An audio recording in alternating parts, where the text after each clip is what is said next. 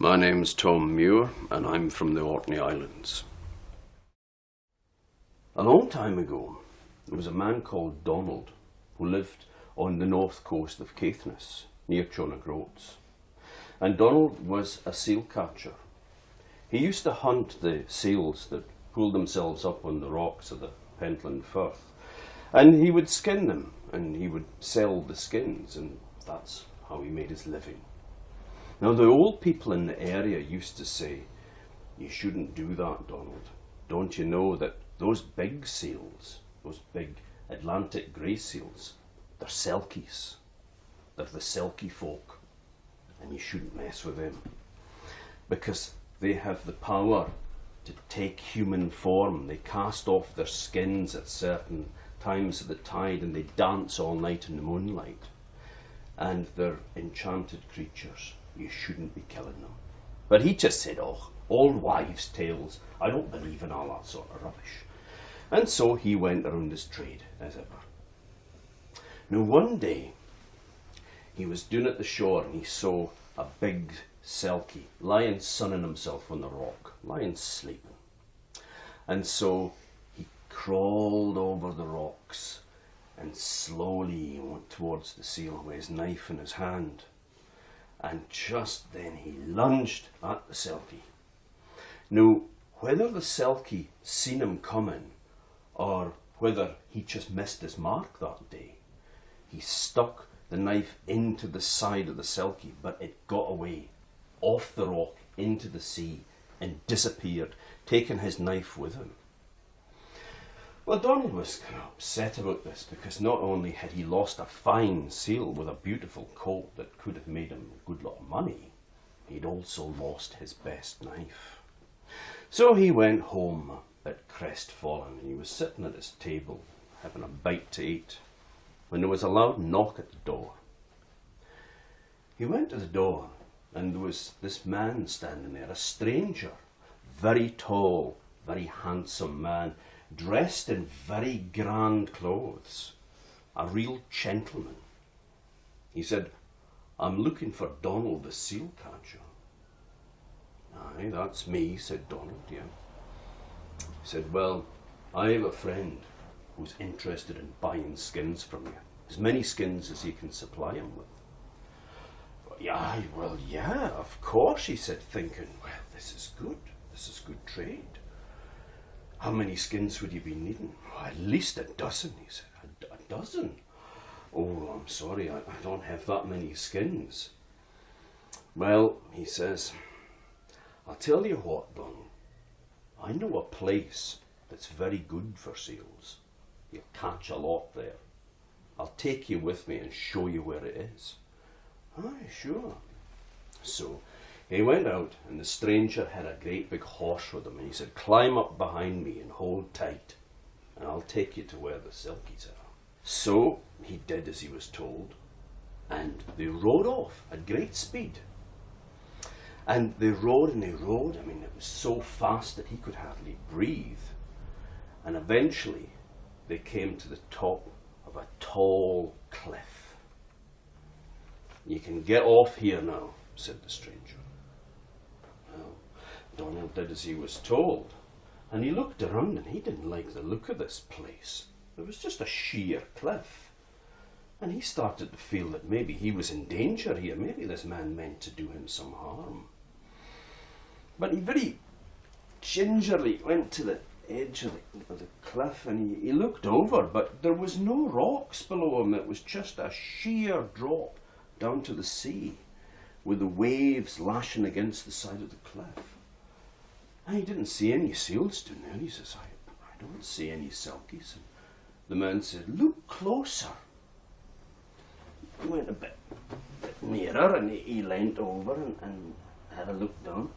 Suddenly, a pair of strong arms were wrapped around him, and this stranger grabbed him and he pushed them forward, and the two of them fell over the cliff down to the sea with a splash. And when they entered the sea, Donald expected that this was his last hour had come, and he expected the salty water to fill his nose and his mouth and to choke him. But to his amazement, he could breathe underwater like a fish. And they carried on going down to the bottom of the sea at great speed, just as fast as when they actually fell over the cliff. Down and down they went, deeper and deeper under the sea, until there in front of them was a great arched doorway. And the door was studded with pink coral. And as they swam down to it, the door swung open, and there before them was a great underground hall. That would be. And there before them was a great underwater hall. The walls of it was lined with mother of pearl, and the floor was beaten golden sand, and everywhere was decorated with coloured coral. It was beautiful. And when he went in, he saw that inside the hall there weren't people, there were selkies. Lots and lots of selkies. And he turned around to look at the stranger that had brought him there, and he was a seal as well. Well, he entered the hall. He was starting to feel really scared now. He knew that this were, of course, the Selkie folk, and he knew now that all those old wives' tales had been true. There they were in front of him. But he was still to get the biggest shock of his life, because as they walked down this hall, there was a mirror on the wall. And when he looked into the mirror, instead of seeing his own reflection look back at him, it was the face of a seal with big brown eyes. He was terrified, and he thought that this must be the Selkie folk having their revenge on him. The man that had brought him there, who was now a seal, went into a small room, and he came back out and he went over to Donald, and he produced a knife, and he said, "Do you recognise that knife, Donald?" Donald recognised his own knife all right, and the fear gripped him. The blood in his veins turned to ice. He was terrified. But the Selkies around him, they could feel his fear. And they went over to him and they nuzzled into him with their noses and they stroked him in a reassuring way to show him that they didn't mean him any harm at all. And the stranger says to him again, "I asked you a question, Donald. Do you recognise that knife?" "Yes," he says, it's mine. And then he begged for mercy. He said, please don't kill me. I didn't know what I was doing. I didn't know that you were real. I mean, Selkie folk were real. I mean, I was just trying to feed my family and put food on the table. You know, I didn't mean any harm by it. I didn't mean any harm. "It's okay. It's all right," said the man. "We don't mean you any harm either. But I need you to do something for me, and this is very important, not just for me, but for all of us here. My father is lying in the room next door there, and he is seriously wounded. I need you to cure him." "I don't know any medicine," he says. I don't know how to cure people or Selkies or anybody. You know, I'm just an ordinary man." He said, "You are the only person in the world that can do this. Don't be scared, just come with me."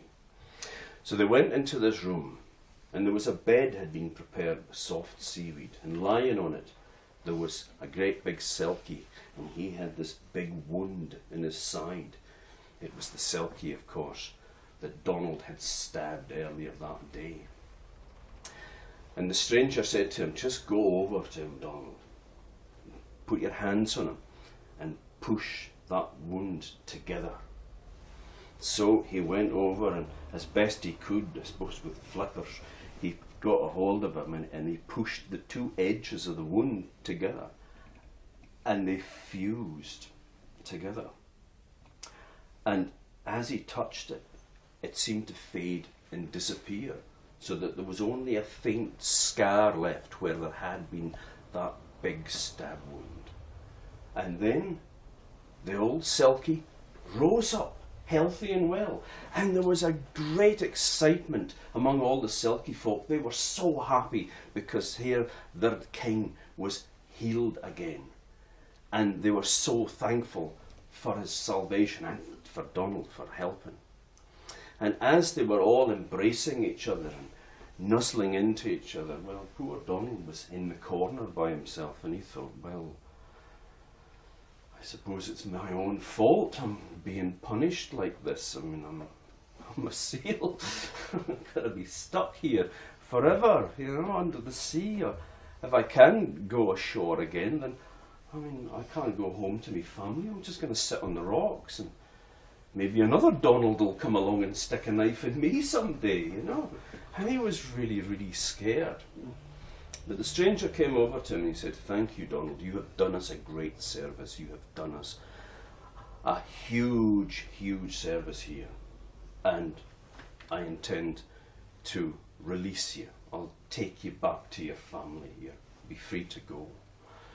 Oh, he felt relieved about that anyway. He says, "But before you go," said the stranger, "I want you to swear us a solemn vow that you will never kill another seal for the rest of your days." "Oh yeah," he said, I'll swear to anything you want, I mean it, of course I will. So he swore the oath and all the Selkie folk were satisfied. And so he took him back out through the door and they shot up through the sea at such a speed. It was like the same speed that they fell over the cliff at. They seemed to shoot up like an arrow. And he broke the surface of the water. But instead of just floating there, they shot up through the air and landed right back on top of the cliff where they'd started off from. And there before them was the horse still waiting for them. And when Donald looked down at his flippers, they weren't flippers anymore, they were hands with fingers. And you see legs and feet, and he was a human again. And he looked around at the man, and there was the tall, handsome stranger with the fine clothes. He said, "Get up on the back of the horse, Donald." So he climbed on the back of the horse and they rode back to his house. And they stopped outside the gate. Donald got off. Oh, he was relieved to be home. And he held his hand out to shake the man's hand. But instead of shaking his hand, the man just dumped a big bag in his hand. And it was so heavy that Donald needed two hands to hold it. And he looked inside it and it was full of gold coins. And the stranger said to him, "Never let it be said that the Selkie folk deprived an honest man of his livelihood. There's enough money there to do you and your family for the rest of your lives, and you'll never have to hurt another seal." "Thank you," said Donald. Thank you very much." And he went into the house and he spread the gold out on the table in front of his wife. She couldn't believe it. And he said, "Well, darling, my Selkie hunting days are over. We're rich." And so he lived happily for the rest of his days. And he used to spend a lot of his time just sitting by the shore and just watching the Selkies lying sunning themselves on the rock. And from that day forward, he never hunted, never harmed another Selkie for the rest of his days.